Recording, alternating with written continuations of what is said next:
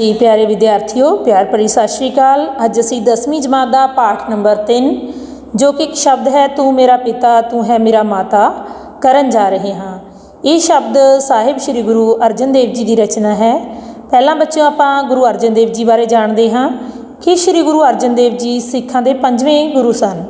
उन्हों का जन्म 1563 ईस्वी नूं होया सी। उन्होंने माता जी का नाम बीबी भानी जी और पिता जी का नाम गुरु अमर रामदास जी सी जो कि सिखां दे चौथे गुरु सन। बीबी भानी जी तीजे गुरु श्री गुरु अमरदास जी की पुत्री सी। गुरु अर्जन देव जी बीबी भानी जी ते गुरु रामदास जी के 3 पुत्रां विचों सब तो छोटे सन। इन्हां विच पिरथी चंद और महादेव 2 वड्डे पुत्र सन और गुरु अर्जन देव जी सब तो छोटे पुत्र सन। गुरु अर्जन देव जी ने बहुत सारे मतलब समाज भलाई के काम किए। इन्होंने अमृतसर तरन ताਰਨ ते करतारपुर वर्गे वड्डे वड्डे नगरां की स्थापना की ते अमृतसर विखे हरमंदर साहब की नींह है जिहड़ी वो भी गुरु अर्जन देव जी द्वारा सूफी संत मियाँ मीर पासों रखवाई गई सी। इन्होंने संसार के इतिहास विच सब तो महान कारज आदि ग्रंथ साहब की संपादना वाला किया। उन्होंने अपने तो पहले गुरुआं की बाणी नूं एकत्र करके आदि ग्रंथ साहब की रचना जिहड़ी सी वो की। आपने बहुत सारी बाणी की रचना की। आप दी सारी बाणी ग्रंथ साहिब विच दर्ज है ते आप दियां बाणियां विचों सब तो प्रमुख रचना जिहड़ी सुखमनी साहब मन्नी जाती है जिसका पाठ सब तो वध हुंदा है। इस इन्हां दी जिहड़ी बाणी है उसकी गिनती बेटा 1218 शब्द जिहड़े गुरु ग्रंथ साहब विच गुरु अर्जन देव जी दे दर्ज हैं। गुरु अर्जन देव जी ने सिख इतिहास विच अपनी नवेकली थां अपनी शहादत नाल बनाई सी। उन्हां नूं 1606 ईस्वी विच तसीहे दे के शहीद कर दिता गया सी। आपने जिहड़ा अज दा शब्द आपां पढ़न जा रहे हैं इस विच परमात्मा की सिफत सलाह ते वडियाई कीती है।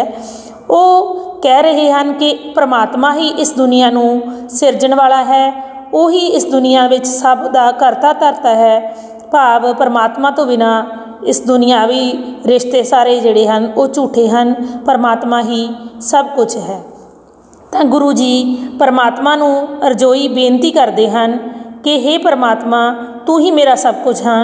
इस शब्द के राही उस शब्द की व्याख्या करते हैं। पहला तू मेरा पिता तू है मेरा माता तू मेरा बंधप तू मेरा भराता तू मेरा राखा सबनी थाई तां पौ केहा काड़ा जियो।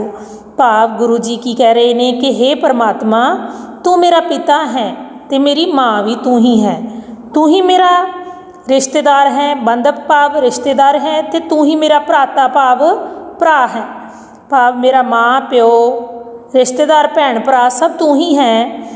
तू मेरा राखा सबनी थाई भाव तू मेरी सब थावां ते रखिया करन वाला है। तां पौ केहा काड़ा जियो। पौ मतलब डर, काड़ा मतलब चिंता। जदों तू सब थावां ते मेरी रखिया करन वाला है तां मैनू कोई डर ते चिंता नहीं है। भाव तेरे हुंदे होया मैनू किसी गल दा डर जां चिंता नहीं है। अगले पैरे विच की फरमाउंदे आ गुरु जी कि तुमरी किरपा ते तुद पछाणा तू मेरा ओट तू है मेरा माणा तुझ बिन दूजा अवर ना कोए सब तेरा खेल अखाड़ा जियो। गुरु जी की कहते हैं कि तुमरी किरपा ते तुद पछाणा भाव तेरी किरपा नाल ही मैं तेरी पछाण कर सकिया हाँ। भाव तेनू पछाणना जो होया है जो तेनू मैं जान सकिया हाँ वो भी तेरी किरपा सदका ही कर सकिया हाँ। तू मेरी ओट मतलब आसरा है तो तू है मेरा माणा भाव तू ही मेरा मान है जिसते मैं मान कर सकता हाँ। तेरा ही मैनू आसरा है। तुझ बिन दूजा अवर ना कोई तेरे तो बिना दूजा होर कोई नहीं है। तेरे तो सिवाय मेरा होर कोई नहीं है। सब तेरा खेल अखाड़ा जियो। ये सारी दुनिया जो साजी हुई है जो दुनिया की खेड रची है इसनू रचन वाला भी तू ही है। भाव गुरु जी कहते हैं कि तेरी किरपा नाल ही मैनू तू प्राप्त होया है तो तू ही मेरी ओट ते तू ही मेरा मान है। तेरे तो बिना होर कोई नहीं है। तू ही इस संसार की खेड नू रचन वाला है। अगे गुरु जी की कहते ने कि जी जंत सब तुद उपाए जित जित भाणा तित तित लाए सब किछ कीता तेरा होवे ना ही किछ साड़ा जियो। ਗੁਰੂ ਜੀ ਕਹਿੰਦੇ ਨੇ ਕਿ ਜੇ ਵੀ ਸੰਸਾਰ ਦੇ ਵਿੱਚ ਜਿੰਨੇ ਵੀ ਜੀਵ ਜੰਤੂ ਪੈਦਾ ਕੀਤੇ ਨੇ 84 ਲੱਖ ਜਿਹੜੀਆਂ ਜੂਨਾਂ ਨੇ ਸਭ ਤੇਰੀਆਂ ਹੀ ਪੈਦਾ ਕੀਤੀਆਂ ਹੋਈਆਂ ਨੇ, ਅਤੇ ਜਿਹੜੇ ਉਹ ਕੰਮ ਕਰ ਰਹੇ ਨੇ ਉਹ ਵੀ ਤੇਰੇ ਭਾਣੇ ਅਨੁਸਾਰ ਹੀ ਕਰ ਰਹੇ ਨੇ। ਜਿਤ ਜਿਤ ਭਾਣਾ ਤਿਤ ਤਿਤ ਲਾਏ। ਭਾਣਾ ਮਤਲਬ ਜਿਸ ਤਰ੍ਹਾਂ ਦੀ ਤੇਰੀ ਇੱਛਾ ਸੀ, ਜਿਸ ਤਰ੍ਹਾਂ ਤੂੰ ਚਾਹੁੰਦਾ ਸੀ ਉਸੇ ਤਰ੍ਹਾਂ ਦੇ ਕੰਮ ਉਹ ਕਰ ਰਹੇ ਨੇ। ਭਾਵ ਜੋ ਵੀ ਕੰਮ ਹੋ ਰਿਹਾ ਹੈ ਤੁਹਾਡੀ ਇੱਛਾ ਅਨੁਸਾਰ ਹੀ ਹੋ ਰਿਹਾ ਹੈ। ਤੁਹਾਡੀ ਇੱਛਾ ਤੋਂ ਬਿਨਾਂ ਇਸ ਸੰਸਾਰ ਦੇ ਵਿੱਚ ਪੱਤਾ ਵੀ ਨਹੀਂ ਝੂਲ ਸਕਦਾ। ਸਭ ਕੁਝ ਕੀਤਾ ਤੇਰਾ ਹੋਵੇ, ਜੋ ਵੀ ਕੁਝ ਹੋ ਰਿਹਾ ਹੈ ਤੇਰੇ ਕਰਨ ਨਾਲ ਹੀ ਹੁੰਦਾ ਹੈ। ਇਸ ਵਿੱਚ ਸਾਡਾ ਜੀਵਾਂ ਦਾ ਕੁਝ ਵੀ ਨਹੀਂ ਹੈ, ਨਾ ਹੀ ਕਿਛ ਅਸਾੜਾ ਜੀਓ। ਸਾਡਾ ਜੀਵਾਂ ਦਾ ਇਸ ਵਿੱਚ ਕੁਝ ਵੀ ਨਹੀਂ ਹੈ। ਜੋ ਕੁਝ ਵੀ ਹੈ ਕਰਨ ਕਰਾਉਣ ਵਾਲਾ ਤੂੰ ਆਪ ਹੀ ਹੈ, ਅਤੇ ਇਸ ਸੰਸਾਰ ਦੇ ਜੀਵਾਂ ਨੂੰ ਪੈਦਾ ਕਰਨ ਵਾਲਾ ਵੀ ਤੂੰ ਆਪ ਹੈ। ਤੇਰੇ ਅਨੁਸਾਰ ਹੀ ਉਹ ਕੰਮ ਕਰ ਰਹੇ ਹਨ। ਸਭ ਕੁਝ ਹੈ ਜੋ ਤੇਰੀ ਇੱਛਾ ਅਨੁਸਾਰ, ਤੇਰੀ ਰਜ਼ਾ ਅਨੁਸਾਰ ਹੋ ਰਿਹਾ ਹੈ। ਅਸੀਂ ਜੀਵ ਇਸ ਵਿੱਚ ਕੁਝ ਨਹੀਂ ਕਰ ਸਕਦੇ।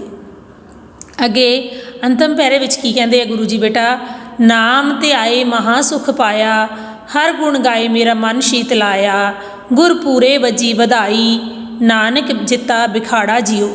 ਭਾਵ ਗੁਰੂ ਜੀ ਕਹਿੰਦੇ ਕਿ ਪਰਮਾਤਮਾ ਦਾ ਨਾਮ ਲੈਣ ਨਾਲ ਮੈਨੂੰ ਮਹਾ ਸੁਖ ਮਤਲਬ ਮਹਾਨ ਸੁਖ ਦੀ ਪ੍ਰਾਪਤੀ ਹੋਈ ਹੈ। ਨਾਮ ਧਿਆਏ, ਪਰਮਾਤਮਾ ਦਾ ਨਾਮ ਸਿਮਰਨ ਕਰਨ ਨਾਲ, ਧਿਆਏ ਮਤਲਬ ਸਿਮਰਨ ਕਰਨ ਨਾਲ ਮੈਨੂੰ ਮਹਾ ਸੁਖ ਦੀ ਪ੍ਰਾਪਤੀ ਹੋਈ ਹੈ।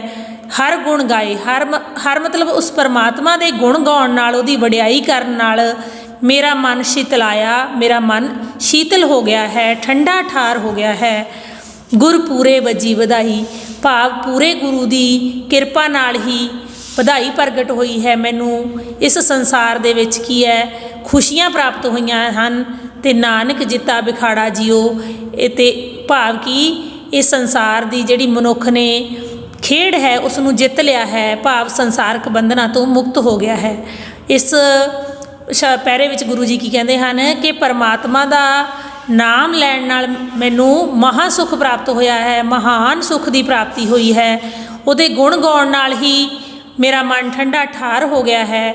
ਗੁਰੂ ਦੀ ਕਿਰਪਾ ਨਾਲ ਹੀ ਮੈਂ ਪ੍ਰਭੂ ਦੀ ਸ਼ਰਨ ਵਿੱਚ ਗਿਆ ਹਾਂ ਅਤੇ ਇਸ ਸੰਸਾਰਕ ਖੇਡ ਨੂੰ ਜਿੱਤ ਲਿਆ ਹੈ ਅਤੇ ਸੰਸਾਰਕ ਬੰਧਨਾਂ ਤੋਂ ਮੁਕਤ ਹੋ ਗਿਆ ਹਾਂ।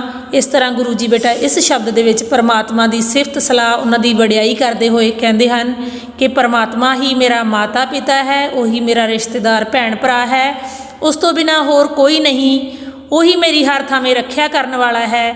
ਪਰਮਾਤਮਾ ਨੇ ਹੀ ਇਸ ਦੁਨੀਆ ਦੀ ਖੇਡ ਜਿਹੜੀ ਹੈ ਉਸ ਦੀ ਰਚਨਾ ਕੀਤੀ ਹੈ। ਪਰਮਾਤਮਾ ਦੇ ਗੁਣ ਗਾਉਣ ਨਾਲ ਮਹਾ ਸੁਖ ਦੀ ਪ੍ਰਾਪਤੀ ਹੁੰਦੀ ਹੈ ਅਤੇ ਇਸ ਸੰਸਾਰਕ ਖੇਡ ਨੂੰ ਜਿੱਤਿਆ ਜਾ ਸਕਦਾ ਹੈ। ਭਾਵ ਸੰਸਾਰ ਦੇ ਜਿਹੜੇ ਮੋਹ ਬੰਧਨ ਹਨ ਉਹਨਾਂ ਤੋਂ ਮੁਕਤ ਹੋਇਆ ਜਾ ਸਕਦਾ ਹੈ। ਤਾਂ ਇਹ ਸ਼ਬਦ ਬੇਟਾ ਤੁਸੀਂ ਯਾਦ ਕਰ ਲੈਣਾ ਹਨ ਅਤੇ ਨਾਲ ਨਾਲ ਅਭਿਆਸ ਦੇ ਪ੍ਰਸ਼ਨ ਜਿਹੜੇ ਉਹ ਵੀ ਯਾਦ ਕਰ ਲੈਣੇ ਆ। ਧੰਨਵਾਦ।